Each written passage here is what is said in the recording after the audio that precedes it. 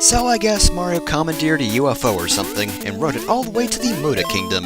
This is pretty much the water area of the game, except it's not really your standard water area. First of all, there aren't any actual swimming stages, I can say that for a fact. Also, there's not really any sort of water-based gimmicks or anything like that. Pretty much the only water-based thing to this world is the fact that they just sort of add a gigantic pit of water over the normal bottomless pit, so not really many changes here, and unfortunately, background-wise, it's not really that interesting. I mean, it doesn't even have those little line drawings that Muda Kingdom had. This one, it's just water and clouds and that's it, which is kind of a shame because, aesthetics-wise, I usually like water areas. They normally look pretty cool, but not this one. And honestly, difficulty-wise, this really isn't a step up from the first world of the game either. I mean, it's definitely nowhere near as difficult as the next two areas in the game, and there's nothing really that stands out about it. I mean, the fish jumping up are sort of reminiscent of some of the harder stages in the original Super Mario Bros. Games where you had those Cheep Cheep sections, except Cheep Cheeps flew in an arc and really rapidly. They were kind of unpredictable. These guys, they're pretty obvious, although I guess there are also Seahorses that fire energy bullets at you. I don't really get that, but then again, I guess it makes more sense than Super Balls, so whatever. They have projectiles that make more sense than mine.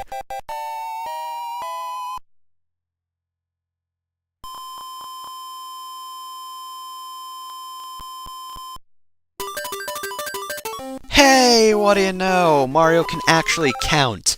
He knows that 2 is bigger than 1. I'm proud of him. Anyway, we arrive here, and we're actually introduced to a new enemy, which I believe... I haven't really been mentioning enemy names because they're kind of hard to remember, but I believe that one is called Mechabon. The enemies in this game have pretty neat names, except they're kind of weird, so they're hard to remember, but they are pretty great. Anyway, another thing that's similar to the original Mario Bros., they kind of just copy-paste the bonus rooms. This is just like the last one we went to, except instead of a mushroom, we get a we get a bunch of coins instead. So, yeah, they didn't really do much here. It's like the bonus rooms aren't even that important or something. Ah well. Anyway, again, this stage not really all that difficult. Doesn't really have that many fish jumping up this time, but honestly, nothing really all that big. I mean, we're introduced to new enemies, but they're not that difficult. They shoot their heads out, and if you jump on them, then they can regrow their heads. You have to stop them twice in order to kill them. However, you can just Super Ball them, and they'll die immediately, so... yeah, that's pretty much all there is to it. Like most things, killing them with a rubber ball works completely.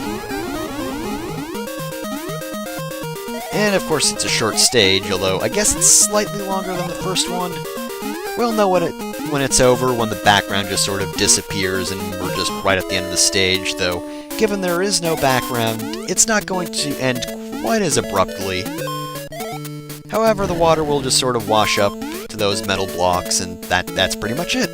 So I guess it doesn't look as weird as some of the other areas, but regardless, that's the end of that stage, and I guess I was supposed to use those falling platforms, but whatever, man, I don't play by your rules.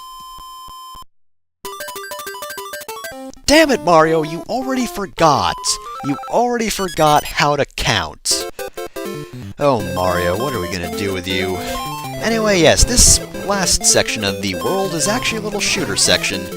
Definitely nowhere near as hard as a bullet hell or something, because A, there aren't really any bullets, and B, this definitely isn't hellish. It's definitely an easy stage.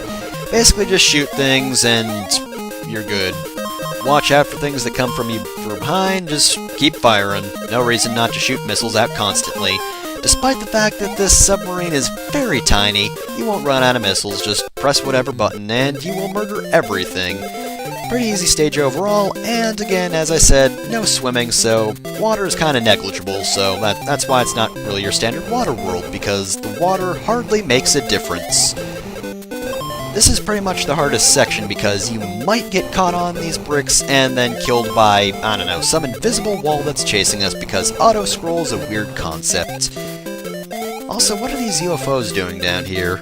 You'd think that would kind of wreck them, but whatever, they're just shoving backgrounds in for the sake of having backgrounds, I guess. I wonder what this could possibly be spelling out. Well, it's not a word anymore now that I've stolen most of those coins. Ah well, I'm sure it wasn't important.